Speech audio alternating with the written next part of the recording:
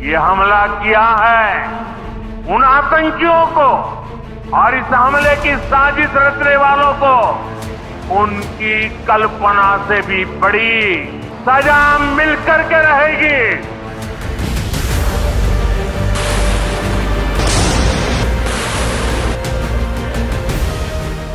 पहलगाम हमले का भारत ने आखिरकार बदला ले लिया है। भारतीय सेना ने पीओके और पाकिस्तान में 9 आतंकी ठिकानों को निशाना बनाया है। भारतीय सेना और वायुसेना ने मिलकर ऑपरेशन सिंदूर को अंजाम दिया है। भारत का ये ऑपरेशन पाकिस्तान और पीओके में कई जगहों पर किया गया है, जिसमें आतंकियों को निशाना बनाकर एयर स्ट्राइक की गई है। मीडिया रिपोर्ट्स के मुताबिक इस एयर स्ट्राइक में सटीक निशाने वाले हथियारों का इस्तेमाल किया गया।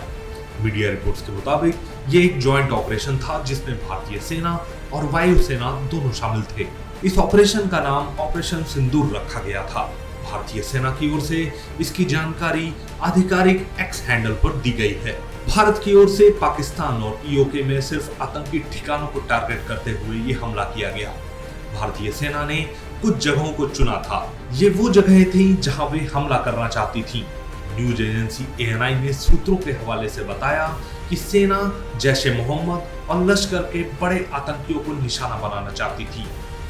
भारत में आतंकी गतिविधियों को बढ़ावा देने में इन आतंकियों का हाथ था, इसलिए सेना ने इन जगहों पर हमला करने की योजना बनाई और इसके बाद इंडियन आर्मी और वायुसेना ने मिलकर इस ऑपरेशन को अंजाम दिया। भारत की एयर स्ट्राइक पर रक्षा विशेषज्ञ प्रफुल्ल बख्शी का कहना है कि भारत ने कुछ किया है। उन्होंने बताया कि 9 जगहों को निशाना बनाया गया है। यह हमला जमीनी और हवाई था। जो भारत ने कहा था, जैसे एयरफोर्स ने कहा था, एयरफोर्स को कहा गया और एयरफोर्स ने करके दिखाया। 9 प्लेस पे स्ट्राइक की है। 9 नंबर भी बड़ा ऑस्पिशियस नंबर होता है और स्ट्राइक हुई है। ये एयर और आर्टिलरी की मिक्स स्ट्राइक हुई है। तो इस मिक्स स्ट्राइक में अब आप देख लीजिए, चाहे मल्टी बैरल रॉकेट लॉन्चर्स तो नहीं, वो तो बड़ा एरिया वेपन है, पर artillery, precision guided artillery, surface to service missile कुछ लगाया गया होगा। अब ये हमें पता करना पड़ेगा क्या कौन सी लगाई और एयरक्राफ्ट कौन से थे, कौन सा स्क्वाड्रन था। मेरा भी स्क्वाड्रन हो सकता है पुराना जिसमें मैं था। मैं इससे बहुत जैसे अब गर्व फील, मेरे को बहुत गर्वान्वित हो रहा हूँ मैं।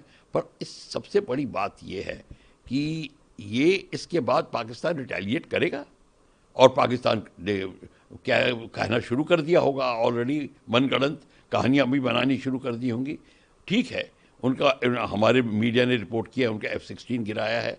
अभी अब उसको देखते हैं कहाँ पे कैसे हुआ है। ये सारी डिटेल सुबह आएंगी, तो हमें सुबह का इंतज़ार करना पड़ेगा। पर अभी जो हम कह रहे हैं कि अब खेल शुरू हो गया है, तो अब वो अंत तक ही जाएगा।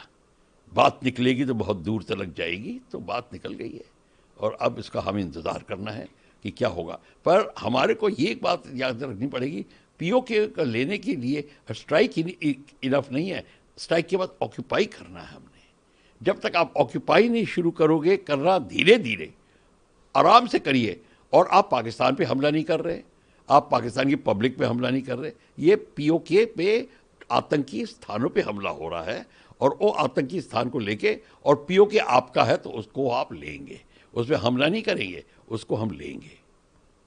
सर, पाकिस्तान क्या मैसेज देने की? देखिए, ये मैसेज है कि पाकिस्तान की सैन्य सुविधाओं पे अटैक नहीं किया है, पाकिस्तान पे अटैक नहीं किया है। इन्होंने आतंकवादी स्थानों पे अटैक किया है। आतंकवादी स्थान जो है वो फिर आतंकवादी स्थान है, तो उस पे अटैक किया है, उसको डिस्ट्रॉय किया है। और कई जगह तो 3 जगह स्ट्राइक की है। बहुत ही ज़बरदस्त स्ट्राइक हुई है।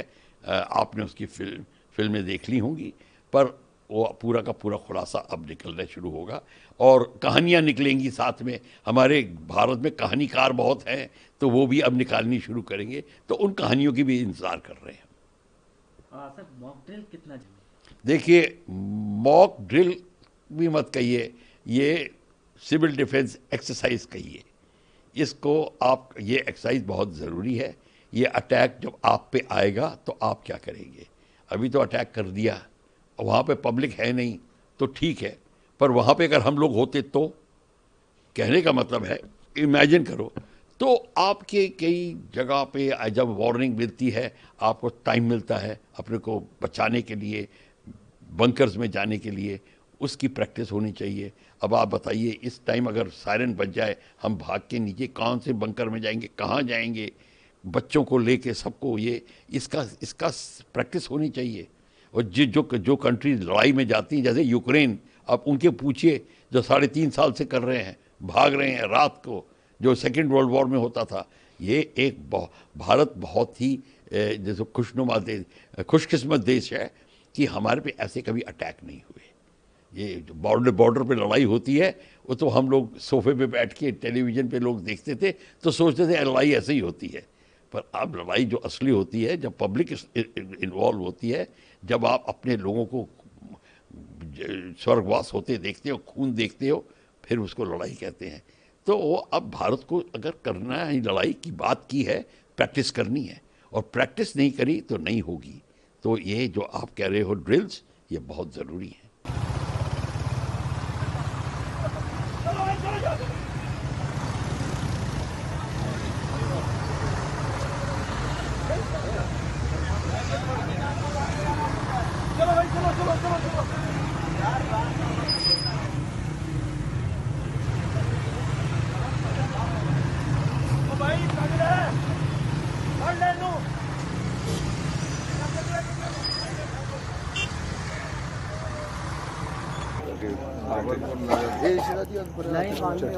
कोई जान नहीं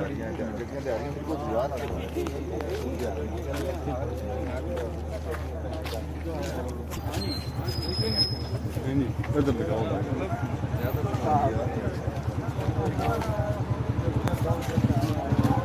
सामने जो है ना तकरीबन 5-7 गोले बहुत बड़े बड़े आकर ये जलते रहे, बार बार बदलाव इस तरह लगे हैं। तो उसके बाद हुकूमत रात ही लोगों में फिर सब लोगों को उठाया गया कि एरिया खाली किया जाए। अच्छा, तो ये इंडिया की तरफ से जो है ना फायरिंग हो रही है, ये हालात हैं।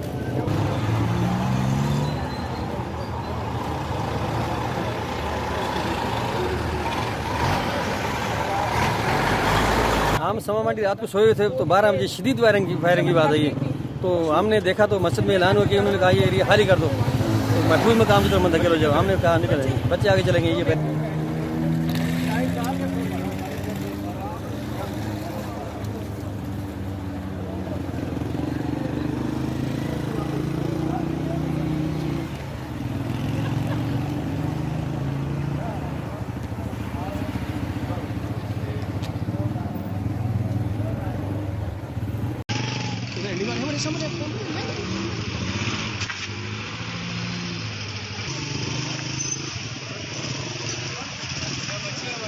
कैसे इस तरफ हुआ, किस तरफ किस एंगल से